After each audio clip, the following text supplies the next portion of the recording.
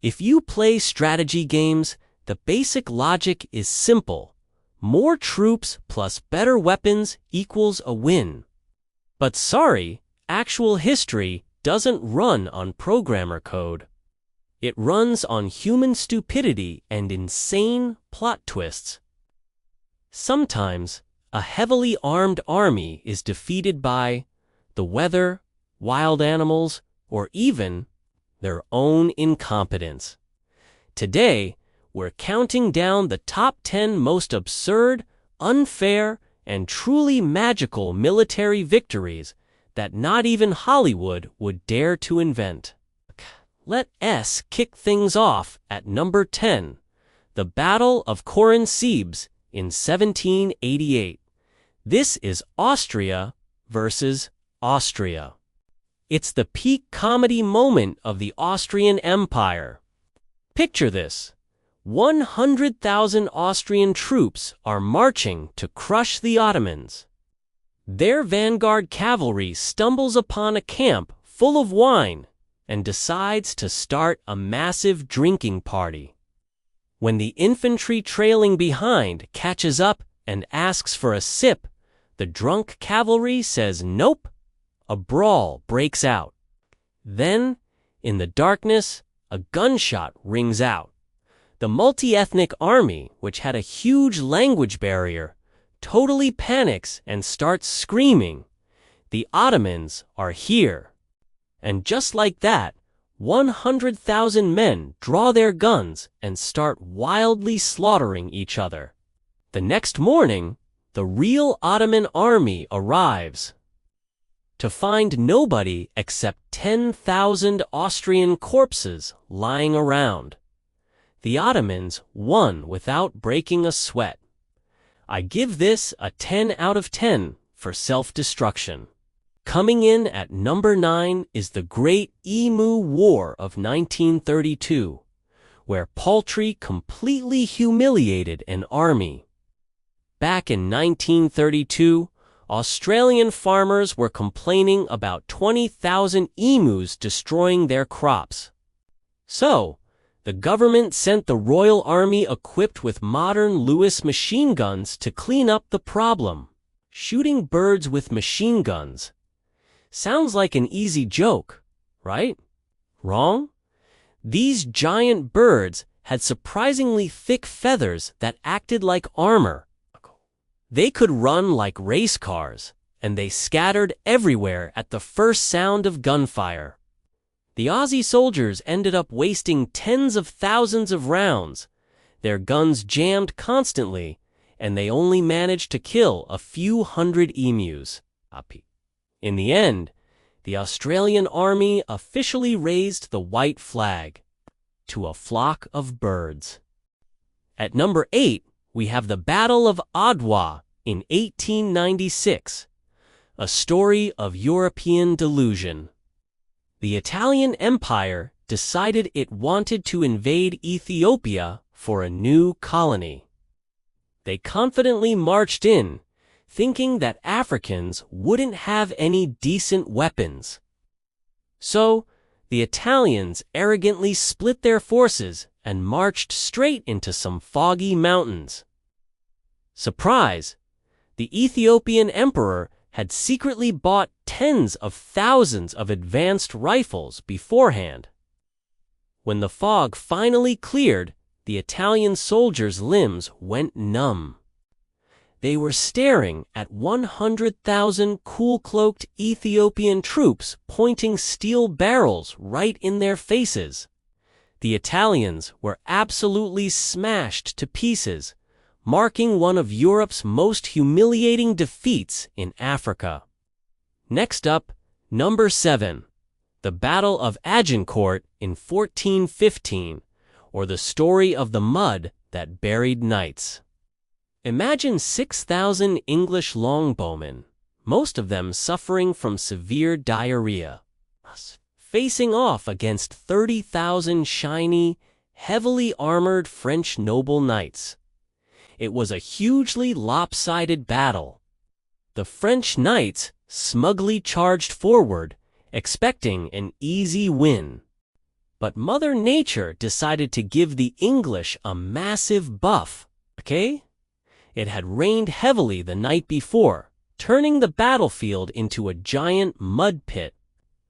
The French cavalry got stuck, their horses fell, and the knights went down with them. Their heavy armor made it impossible for them to stand up again, like turtles flipped on their backs. The English archers just casually shot arrows and then walked around bopping the helpless nobles on the head with wooden mallets. Our number 6 spot goes to the Battle of Osawik in 1915, also known as the Attack of the Dead Men.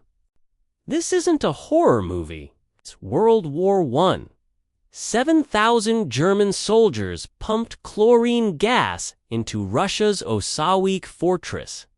Thinking everyone inside was dead, the Germans strolled in to clean up. Suddenly, out of the toxic green cloud, a few dozen surviving Russian soldiers charged. They had wrapped wet rags around their faces. Their skin was peeling off, and they were coughing up blood, but they were still charging and screaming with bayonets fixed.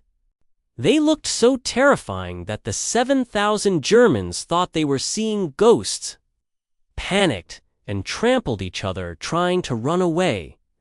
They scared the enemy into self-destruction. That's just too magical. For number 5, we head to the Battle of Suomussalmi in 1939, where soldiers became invisible on the snow. The Soviets brought hundreds of modern tanks to attack Finland during the Winter War. The Finnish soldiers, on the other hand, were mostly just farmers on skis. You'd think it's primitive versus modern, right? Dead wrong. Those fancy tanks, once they got into the narrow, snowy forest roads, became nothing more than a mobile scrap metal.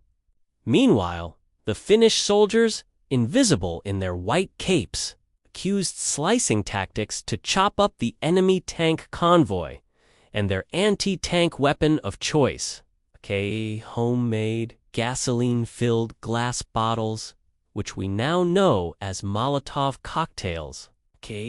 Skis and beer bottles defeated an entire armored division.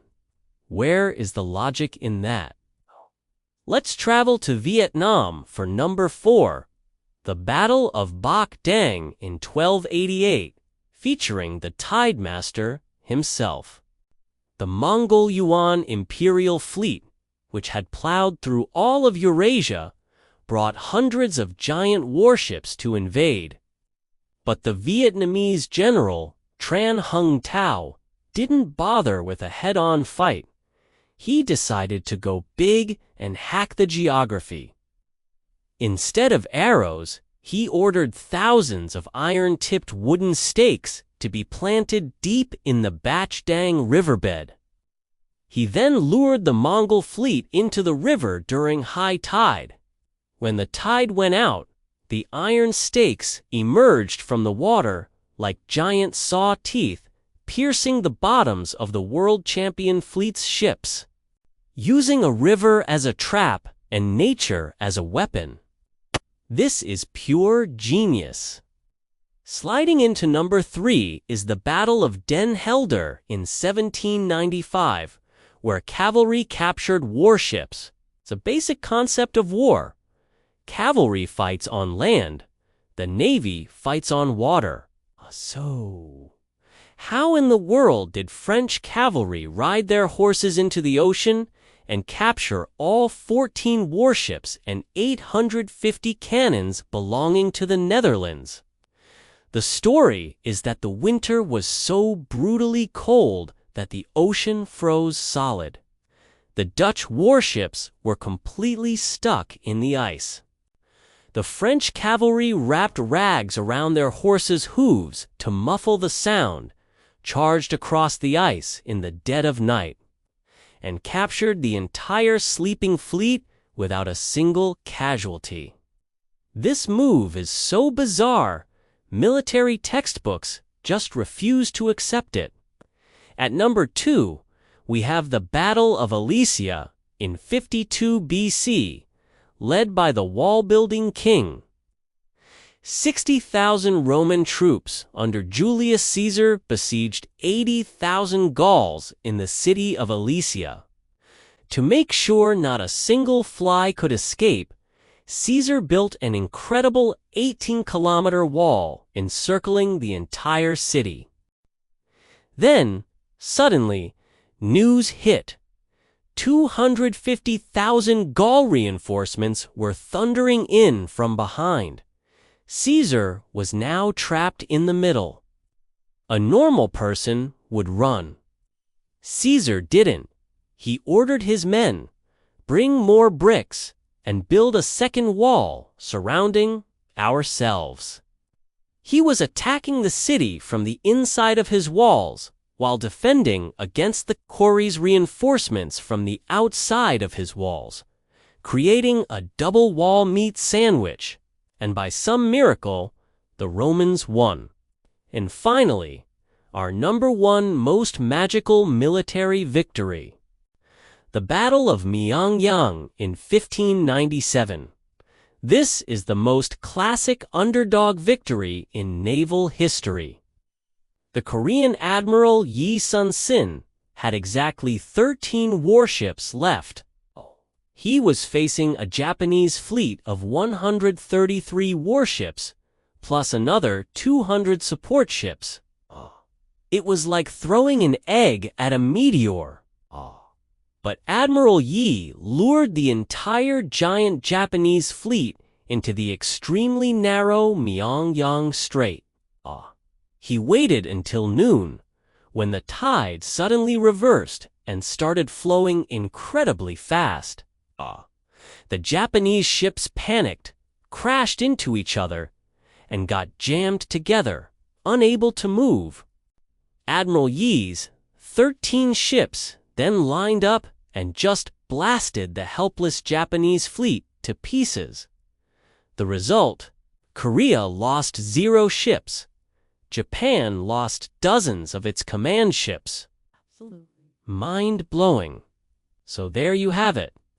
History has proven time and again that victory does always belong to the one with the most money and the biggest guns.